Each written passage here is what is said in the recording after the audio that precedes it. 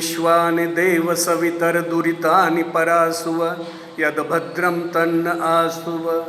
इस वेद मंत्र के साथ आज का विचार शुरू करते हैं। आज हम इस वेद मंत्र का सीधा और छोटा सा अर्थ है कि हे ईश्वर, हमें जो बुराइयां उसे निकाल बाहर करो और दुनिया में जो भी अच्छाई है हमें प्राप्त कराओ, हमें दे दो। पूरी दुनिया में ऐसा कोई व्यक्ति नहीं होगा जो बुराई चाहता होगा और अच्छाई को बाहर करता होगा। इसलिए इस वेद मंत्र में ईश्वर से प्रार्थना है कि प्रभु अच्छा दो और बुरा लेके जाओ। गीता में भगवान कृष्ण ने एक श्लोक लिखा है 62-63 नंबर का, आप कभी पढ़ लेना, बहुत बढ़िया है। ध्यायतो विषयान पुंसः संगस्ते पूप जायते संगास जायते कामः कामात् क्रोधो भी जायते क्रोधात् भवाति सम्मोहा सम्मोहात् स्मृति विभ्रमो स्मृति भ्रंशा बुद्धिनाशो बुद्धिनाशात् प्रणश्यति। बहुत बढ़िया अर्थ है इसका। आज का हमारा टॉपिक है क्रोध। क्रोध ना करें, क्रोध से क्या होता है जीवन में।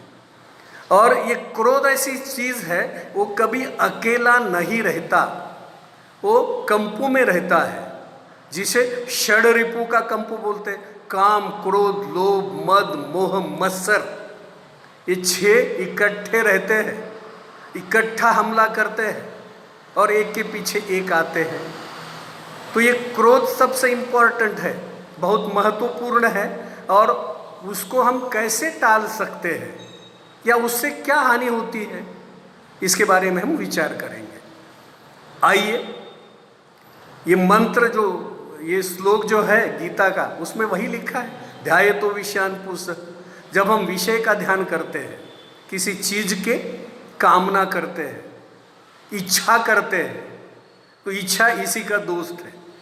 जब किसी चीज की इच्छा करते हैं तो उसे प्राप्त करने की कोशिश करते हैं भरकस। अगर वो इच्छा पूर्ति नहीं हुई या हम अपने ताकत से उसको प्राप्त नहीं कर सके तो हम क्रोधित होना शुरू होता है और हमारा क्रोध बढ़ते जाता है। जब हम क्रोधित होते जाते हैं, क्रोध बढ़ते जाता है, तो क्रोध की भी एक सीमा होती है। बढ़ते बढ़ते वो विवेक को नष्ट करता है। विवेक यानी जो सारासार विचार करने वाली बुद्धि, विवेक को नष्ट करता है तो बुद्धि को भ्रष्ट करता है और विचार करने की क्षमता नहीं रहती। और उसी कारण, उसी क्रोध में हम दुनिया का बड़ा से बड़ा जुर्म करते हैं, जैसे किसी की हत्या, किसी अच्छे रिश्ते को हमेशा के लिए तोड़ देना, ये क्रोध के कारण होता है। इसलिए क्रोध अच्छा नहीं। अगर क्रोध अच्छा नहीं है तो क्रोध के क्या परिणाम होते हैं, एक छोटी सी कहानी मैं आपको सुनाऊंगा, आप सुन लेना। राजपूताने के एक राजा थे, बहुत ही मशहूर राजा, जिनके एक युवराज थे 25-26 साल के, जिनकी नई नई शादी हुई थी। कथा समझाने के लिए होती है। नई नई शादी हुई थी, 5-6 महीने नववधू और युवराज दोनों साथ में रहे अपने महल में। 6 महीने के बाद राजा को लगा कि दिग्विजय होना चाहिए और युवराज तो बने हैं तो उनके हाथों बड़ा दिग्विजय हो। और पुराने ज़माने में लोग दिग्विजय करते थे अपनी सीमा बढ़ाने के लिए और राजकोष में बढ़ोतरी के लिए। तो उसी प्रकार राजा जब युवराज से बोलते हैं तो युवराज तुरंत तैयार हो जाते हैं और दिग्विजय के लिए अपनी सेना लेके निकलते हैं। और उस जमाने में कई कई सालों तक दिग्विजय होता था। जब वो लड़ते रहते थे तो सालों लग जाते थे। और हम लोग जानते हैं कि औरंगजेब महाराज के लिए जब दक्कन में आया था, महाराज की मृत्यु के बाद मैं दक्कन जीतूंगा, तो कितने साल रहा, यहीं पे मर गया, कब्र यहीं पे खुदी उसकी। तो 20-22-25 साल यहाँ राजा बाहर रहते थे। उसी प्रकार युवराज दिग्विजय के लिए गया, बहुत बड़ा दिग्विजय किया, बहुत बड़ी संपत्ति अर्जित की। 16-17 साल के बाद वो घर लौटे। घर लौटने के बाद जब नगर के नज़दीक आते हैं तो उनके मन में एक विचार आता है, और ये लाजमी है कि मैं अपने पत्नी को सरप्राइज करूं, चकित करूं। मैं अचानक उसके सामने गया तो वो एकदम हर्षोल्लासित हो जाएगी। क्यों कि तकरीबन 16-17 साल मेरी पत्नी नववधू अकेली रही है। क्या क्या भुगता है उसने अपना जीवन पूरा, इतने सालों तक हम बिछुड़ के रहे, मैं तो युद्ध में मशगूल रहा, वो क्या करती होगी।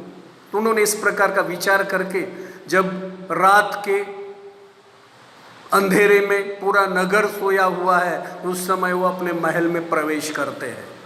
महल में प्रवेश करने के बाद जब वो शयन कक्ष का दरवाज़ा खोल के अंदर घुसते हैं तो पलंग पे वो देखते हैं अपनी पत्नी एक 16-17 साल के युवक के साथ सोई हुई है, एक युवक जो जवान उसके साथ सोई हुई है। इनके मन में एकदम हलचल मच गई, क्रोध आ गया। ये क्या हुआ? मैं जिस पत्नी को पतिव्रता समझता था, जो मेरे साथ अपना जीवन बिताने वाली है, ऐसा सोचता समझता था, लेकिन मेरे युद्ध पर जाने के पश्चात मेरे पत्नी का पैर फिसल गया, वो कामांध होके बुरे कर्मों में फंस गई और आज तो एक जवान के साथ मेरे सामने सोई हुई है। गुस्से में अपनी तलवार निकाली और दोनों का कत्ल कर रहा।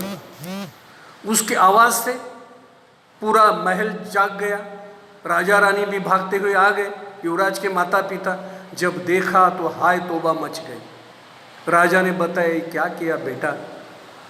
ये तुम्हारी पत्नी और तुम्हारा पुत्र जो 16-17 साल पहले तुम यहाँ से युद्ध पे गए थे, वो 3 महीने की गर्भवती थी।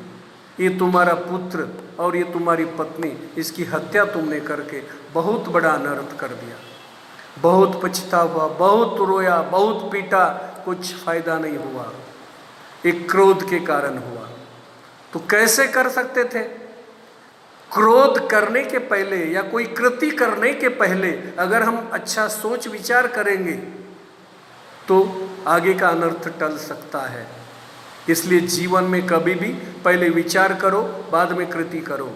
अविचार से किया हुआ कार्य सिद्ध नहीं होता और इसीलिए जीवन में हम पहले सोचें फिर उसका कार्य करें ताकि हम जीवन में सफल बन सकते। तो आइए दोस्तों, हम अपने जीवन को सफल बनाएं। आज की स्थिति में भी हम इस संकट की घड़ी में भी उभर सकते हैं। हमें सोचना है, हमें अपने परिवार के लिए, समाज के लिए क्या करना है, और सोच के कुछ अच्छा काम करोगे तो निश्चित रूप में खुद आनंदित हो जाओगे और पूरी सृष्टि को भी या पूरे समाज को भी आनंदित कर पाओगे। धन्यवाद। नमस्ते।